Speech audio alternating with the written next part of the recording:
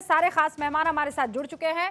शहजाद पूनावाला राष्ट्रीय प्रवक्ता भारतीय जनता पार्टी के स्क्रीन पर आपको नजर आ रहे हैं। इस वक्त मनोज काका हमारे साथ जुड़ चुके हैं, समाजवादी पार्टी के राष्ट्रीय प्रवक्ता हैं। आपको आकाश मुनि नजर आ रहे हैं जो कि कांग्रेस का पक्ष रखेंगे। हमारे साथ अवनिजेश अवस्थी जी जुड़ चुके हैं, राजनीतिक विश्लेषक हैं। विनोद अग्निहोत्री जी वरिष्ठ पत्रकार हमारे साथ जुड़ चुके हैं और मैं हर्षवर्धन त्रिपाठी जी का भी इंतजार कर रही हूँ। आप सभी का बहुत बहुत स्वागत है। आकाश मुनि, मैं शुरुआत आपसे करना चाहूंगी क्योंकि आप कांग्रेस का पक्ष रखने वाले हैं। पीएम मतलब पनौती मोदी, और वो भी उस मन से जहां पर आपको चुनावी दावे और वादे करने थे। हर्षवर्धन जी हमारे साथ जुड़ चुके हैं। क्या इस तरीके के शब्दों का प्रयोग देश के प्रधानमंत्री के लिए इस्तेमाल करना सबसे पुरानी पार्टी के कद्दावर लीडर की तरफ से बचकाना नहीं है? देखिए रूबिका जी, यहाँ पे बहुत इम्पोर्टेंट एक बात कहना चाहता हूँ कि हाँ, ऐसी शब्दावली का वो उपयोग ना अवॉइड कर सकते थे, बट एक बात पूछना चाहूंगा। हमारे प्रधानमंत्री जी ने राहुल गांधी जी को बोला कि आप मूर्खों के सरदार हैं। वायनाड की जनता ने 75% वोटिंग करके 80% से बहुमत से जिताया था राहुल गांधी जी को। आपने 8.5 लाख वायनाड की जनता को मूर्ख क्यों कहा? क्या सिर्फ नरेंद्र मोदी जो हमारे प्रधानमंत्री जी हैं, क्या उनका सिर्फ मान है? क्या वायनाड की 8.5 लाख जनता का कोई मान सम्मान नहीं है? और आज जो हमारे पैनलिस्ट में बैठे हैं वो याद करें कि जर्सी काऊ किसने बोला था? क्या ऐसी शब्दावली भी होनी चाहिए? क्या जो दूसरी शब्दावलियों का प्रयोग हुआ है भारतीय जनता पार्टी के द्वारा, क्या वो सही था? ये सोचने पर मजबूर करना चाहिए हमारे पैनलिस्टों को जो यहाँ पे बैठे हैं कि 8.5 लाख जनता को मूर्ख बोलने का जो साहस हमारे पूज्य प्रधानमंत्री जी ने किया, क्या वो सही था या गलत था? आज इस पे बहस होनी चाहिए। और ये जो बात थी पनौती की, ये मंच में खड़े होके उन्होंने बोल दिया, हो सकता था कि ना कि वो अवॉइड कर सकते थे ऐसी बातें, पर इससे बड़ी चीज थी कि जनता को जब आप प्रधानमंत्री होने के बाद मूर्ख कहें, ये शब्दावली प्रधानमंत्री जी को शोभा नहीं देती। वो एक संवैधानिक पोजीशन पे बैठे हैं, कॉन्स्टिट्यूशनल पोजीशन पे, तो राहुल गांधी गरिमा को वो जिम्मेदार सांसद नहीं है। सारी जिम्मेदारी प्रधानमंत्री ले लें और वो यहाँ क्या करेंगे? क्रिकेट खेलेंगे। तो 8.5 लाख जनता का कोई मान नहीं है रूबिका जी। और 140 करोड़ की आबादी का क्या करें? क्या उन्होंने 140 करोड़ आबादी को बोला है आप मूर्ख है? अरे रिप्रेजेंट कौन कर रहा है? इस देश का मुखिया कौन है? आप मुझे बोलते, इस देश का मुखिया कौन है? तो वो मुखिया ने मूर्ख क्यों बोला? 8.5 लाख जनता को मूर्ख क्यों बोला? ये कैसी बातें कर रहे हैं आप?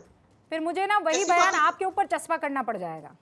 ऐसा वाला बयान मत दीजिए ना, ऐसी बात मत कीजिए कि आप भी वैसे ही सरदार लगने लगे।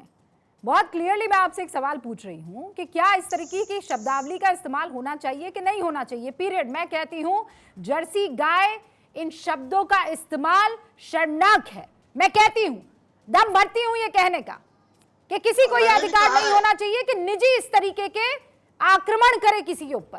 कह रही हूं मैं, लेकिन आप में इतनी हिम्मत है, कह दीजिए ना कि प्रधानमंत्री के खिलाफ इस तरीके के शब्दों का प्रयोग ठीक नहीं है। कितना आप नफरत करेंगे उस आदमी से, ये बता दीजिए ना।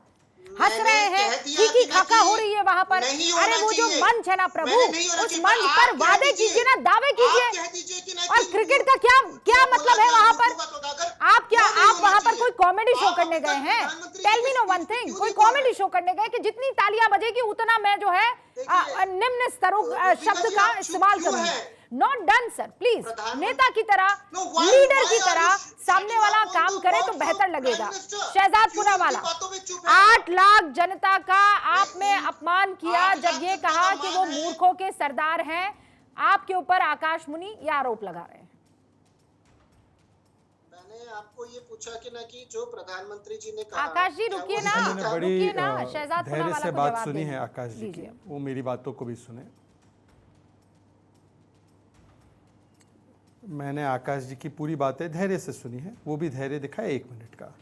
रूबिका जी, आपके चैनल की डिबेट को आधा घंटा एक्सटेंड कर दीजिए, और जो राहुल गांधी के विषय में तथाकथित बयान जो आप कह रही हैं मोदी जी ने दिया, उसको प्ले कीजिए। उसमें कहीं पर भी राहुल जी का नाम नहीं है, परंतु मूर्खों के सरदार कहने पर अगर कांग्रेस के समर्थक को भी राहुल गांधी ही नजर आते हैं, तो ये सवाल तो राहुल गांधी के समर्थकों को पूछना चाहिए कि क्यों राहुल गांधी उनके मन में आए। मूर्खों के सरदार की कमी तो नहीं होगी इस देश में। उन्होंने किसी का नाम नहीं लिया, उन्होंने ये नहीं कहा राहुल गांधी इस मूर्खों का सरदार, परंतु वो अपने बयानों से शायद वो स्थापित करते हैं, इसलिए आकाश जी केवल उन्हीं का नाम सोच रहे हैं। बताइए, अब कोई कहेगा पेट्रोल और डीजल पर जीएसटी है, या कोई कहेगा राम जी 13 साल का बनवास काट के आए, तो अब वो मूर्खों के सरदार नहीं होंगे तो क्या होंगे। अब छोड़ देते इस बात को। और 8 लाख की जनता का आप विषय उठाएंगे तो भाई चौकीदार चोर है, तो 140 करोड़ की जनता क्या चौकीदार को, जो चोर है उसको नियुक्त कर रही थी क्या, उसको चुनाव कर रही थी क्या। अब आते हैं असली मुद्दे पर। देखिए, ये जो शब्द है ना पनौती, झांकी रही भावना जैसी प्रभु मूरत दिखे तिन तैसी। हो सकता है कि परिवार और पार्टी की अपने आप को पनौती ऐसे समझते हैं वो कि 40 चुनाव हार गए, इसलिए वो दूसरों में भी पनौती ढूंढते हैं।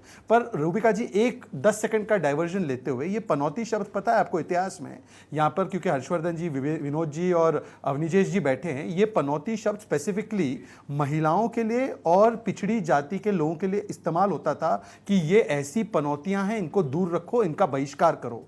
इस प्रकार की शब्दावली का उच्चारण राजनीतिक जीवन में यह सामंती और जातिवादी सोच का सबसे बड़ा परिलक्षण है। यह महिला विरोधी सोच का सबसे बड़ा परिलक्षण है। तो किस प्रकार से पहले मोदी जी की जाति को गाली देना, उसे नीच कहना, गंगू तेली, भस्मसूर, तू घांची, घांची जो होते हैं वो ओबीसी भी नहीं होते, जबकि घांची और तेली लोअर ओबीसी में आते हैं, ये कहना, और फिर उसके बाद ये सामंती सोच वाली जो शब्दावली इस्तेमाल की गई है। देखिए, ये क्यों है। एक तो बात मैं मान दूं, मैं स्वीकारना चाहता हूं, हाँ भाजपा पनौती है, भ्रष्टाचारियों के लिए पनौती है, बलात्कारियों के लिए पनौती है, पीएफआई और आतंकियों के लिए पनौती है, परिवारवाद की राजनीति के लिए पनौती है, आतंकी के लिए पनौती है, और इस लिहाज से कांग्रेस के लिए भी पनौती है। कांग्रेस के लिए तो हम पनौती है ही, क्योंकि कांग्रेस इन सारे मूल्यों का प्रतिनिधित्व करती है जिनके लिए हम पनौती है। भाई बताइए ना, राजस्थान में पीएफआई की छूट से मार्च निकलती थी, अब 3 दिसंबर से बंद हो जाएगी, तो पीएफआई के लिए पनौती है। अब मेरी बात पूरी हो जाने दीजिए। क्या इस लेवल पर आना ठीक है? आपने लंबा समय दिया। एक लास्ट बात, हाँ, मैंने आप दोनों को उतना ही समय दिया। 10 सेकंड और आप अपनी बात रखिए, फिर मैं इस डिबेट को ओपन करूंगी मेरे बाकी मेहमानों के लिए। हाँ रूबिका, मेरी जितनी राजनीतिक आयु भी नहीं होगी ना, उससे ज्यादा विनोद जी और हर्षवर्धन जी की अनुभव की आयु होगी। इनसे पूछिए कि ये राजनीतिक डिस्कोर्स 2014 से बिगड़ा है क्या। एक समय था कि सदन में खड़े होकर अटल बिहारी वाजपेयी जैसे प्रखर राष्ट्रवादी को गद्दार कांग्रेस ने कहा, और आज भी उनके रिकॉर्ड में वो शामिल है। तब तो किसी ने आक्रोश नहीं जताया।